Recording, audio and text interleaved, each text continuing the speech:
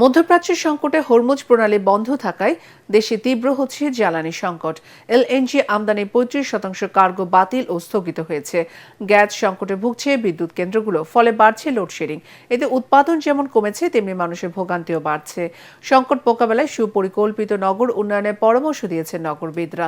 বিশ্ব সাহিত্য কেন্দ্র institute for planning and development আয়োজিত আইপিডি সংলাপে এ পরামর্শ দেন। তৌহিদুর রহমান তুহি রিপোর্ট।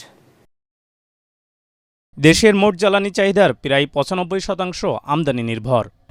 মধ্যপ্রাচ্য সংকটে হরমুজ প্রণালী বন্ধ থাকায় দেশে জ্বালানি সংকট তীব্র হচ্ছে। দেশের এলএনজি আমদানির ৩৫% কার্গো বাতিল ও স্থগিত হয়েছে। জ্বালানি সংকটে ভুগছে ১৮টি বিদ্যুৎ কেন্দ্র, আর পুরোপুরি বন্ধ হয়ে গেছে ১৪টি। জ্বালানি সংকটে দেশে লোডশেডিং হচ্ছে ১,০০০ মেগাওয়াট। শহর থেকে গ্রামের অবস্থা আরও নাজুক। ঘণ্টার পর ঘণ্টা লোডশেডিংয়ে বিপর্যস্ত জনজীবন। এ পরিস্থিতি মোকাবেলায় সংলাপের আয়োজন করে আইপিডি। মূল প্রবন্ধ উপস্থাপন করেন সংস্থার নির্বাহী পরিচালক ডক্টর আদিল মোহাম্মদ খান।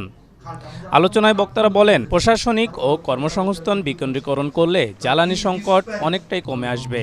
সেই সাথে ব্যক্তিগত গাড়ি ব্যবহার কমিয়ে মেট্রো রেল ও গণপরিবহন স্টেশনকে কেন্দ্র করে জনঘনত্ব বাড়ানোর পরামর্শ দেন তারা।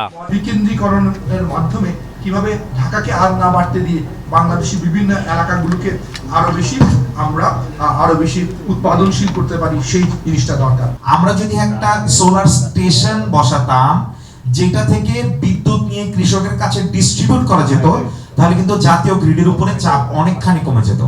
ভাগ কানেকশন নিয়ে আছি, কিন্তু বিদ্যুৎটা পাচ্ছি না। আমরা শুধু বলি যে আমরা অনেক কিছু করছি, কিন্তু বাস্তবে আমাদের জীবন মানের উন্নতি হচ্ছে না। আমাদের পরিকল্পনায় ভুল, আমাদের বাস্তবায়নে ভুল।